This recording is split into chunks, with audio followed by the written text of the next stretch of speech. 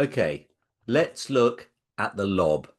The lob is a great shot in pickleball, offering players a way to reset points, disrupt their opponent's rhythm, and take control of the court. When executed correctly, a lob can be a game-changing weapon. However, beware, folks. A poorly executed lob can just as easily set your opponent up for a winning smash. So here, we're going to dive deep into techniques, tactics, and strategies behind effective lobbing in pickleball, helping you to add this versatile shot to your arsenal. Right, let's understand the lob in pickleball. A lob is a high arching shot designed to go over your opponent's head and land deep in their court, forcing them to move backwards. It can be used defensively to reset the point when you're under pressure, or offensively to exploit weaknesses in your opponent's positioning. Okay, Paddy, so when do I use a lob? Right, you use a lob when your opponents are at the kitchen. This is the most common scenario. If both opponents are standing at the kitchen line, especially if they've got their toes 1 millimeter from that kitchen line, a well-placed lob can force them to retreat, giving you and your partner time to advance to the net. Another time to use a lob when you're on the defensive. If you're backed into a corner or under pressure, a lob can give you time to recover and reset the rally.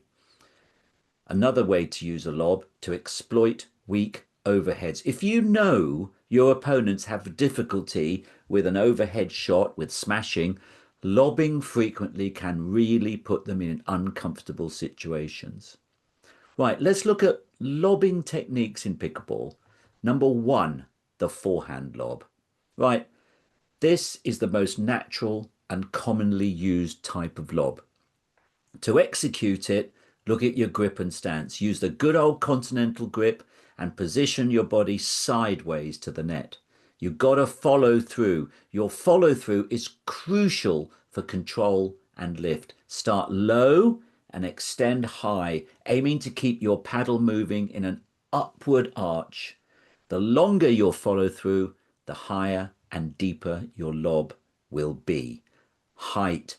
Aim for enough height to clear your opponents comfortably, especially if they're tall or have good reach, but not so high that they have time to set up a powerful overhead. And if that seems difficult, trust me, it is. So Paddy's tip on this is simple.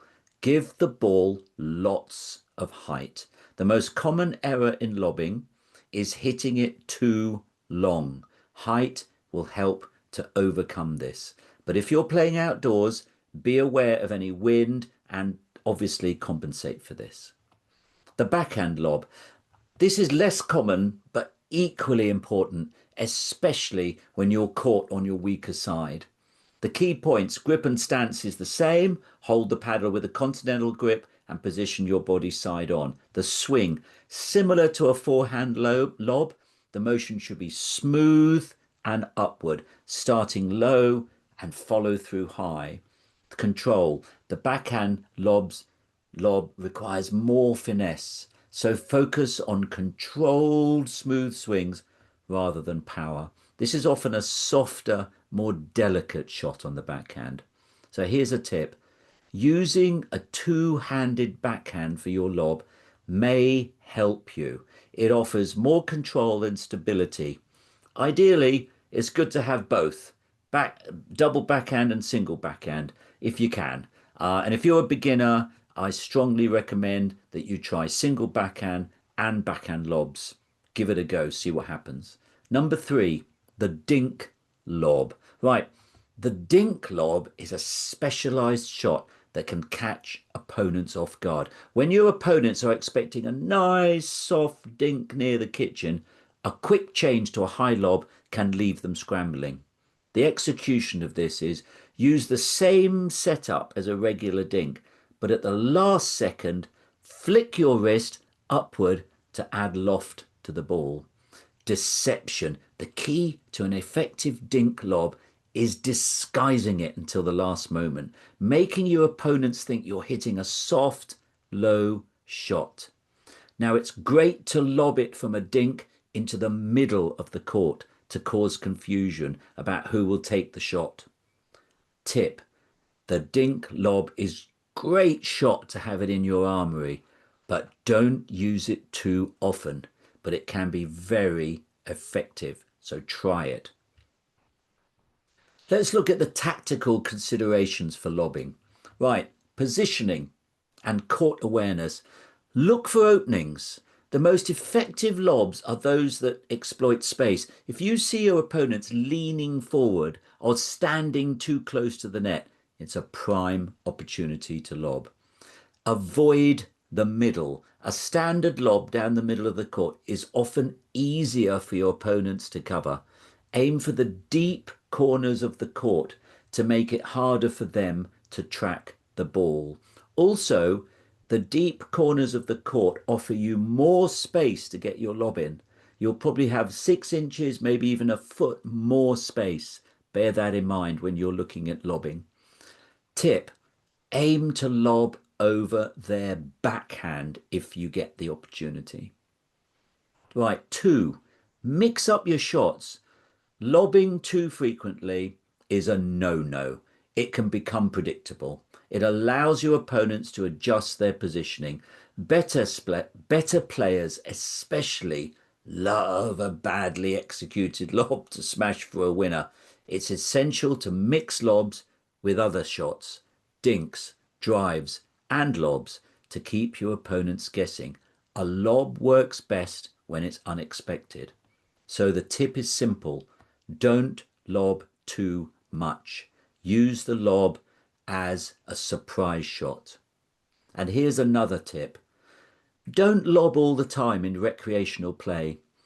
Although you may win more points against far weaker opposition, this won't help with your overall enjoyment of the game, nor theirs. So remember, it's not all about winning.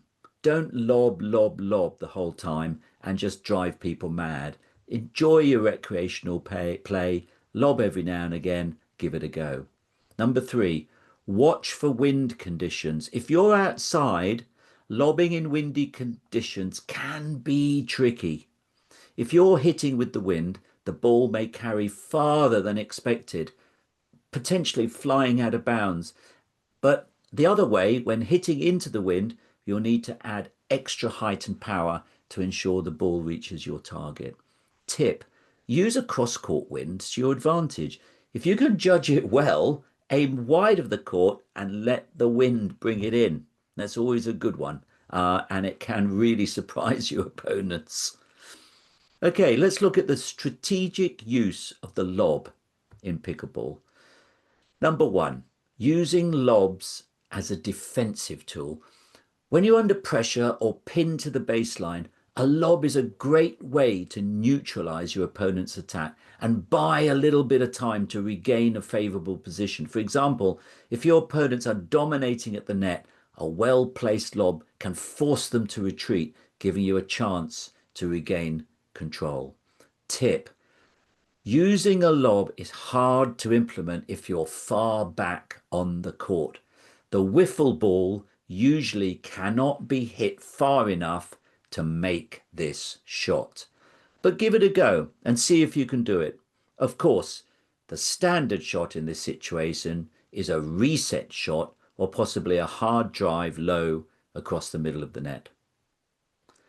Turning defense into offense with lobs.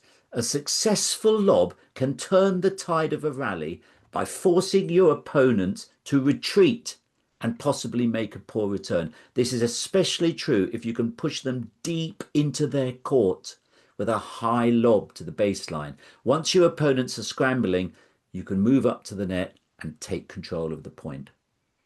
3, lobbing against aggressive net players. We all come across, sometimes they call bangers, just aggressive net players. Players who love to attack from the net are prime candidates for lobs.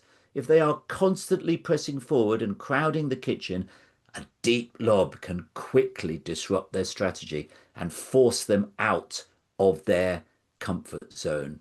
After lobbing, be prepared to take advantage of their weak return by coming to the kitchen line and finishing the point with a well-placed shot.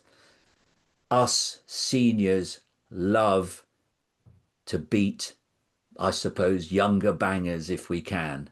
And adding lobbing strategy into that strategy of beating them is fantastic. Number 4, the risk reward balance. Okay, we always got to have this in mind in pickleball. While the lob can be a useful tool, it comes with risks. If your lob is too low, your opponent can easily smash it back at you. If it's too high or floats, you're giving your opponent ample time to set up for an overhead shot. The key to effective lobbing is recognizing the right moment to take the shot and practicing enough to make sure your execution is precise. Now, here's a very important tip, a safety tip. Remember, when returning a lob, never run backwards to prepare for a smash. This is the most dangerous thing you can do on a pickleball court, leading to many, many horrendous injuries. When a lob is hit over your head, turn around and run around the ball to hit it back. Please, please, folks, never run backwards to prepare for a smash. Right, final thoughts on the lob. Right, the lob in pickleball is a versatile and strategic tool that can completely shift the momentum of a rally.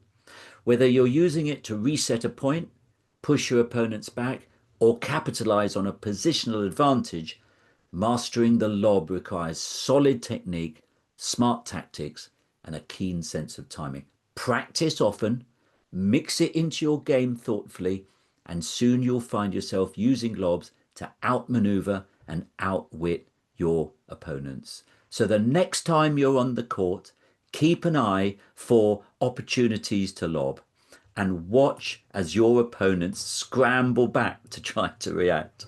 All right, we'll leave it there. Keep lobbing, keep enjoying, have fun, stay safe. Okay, bye for now.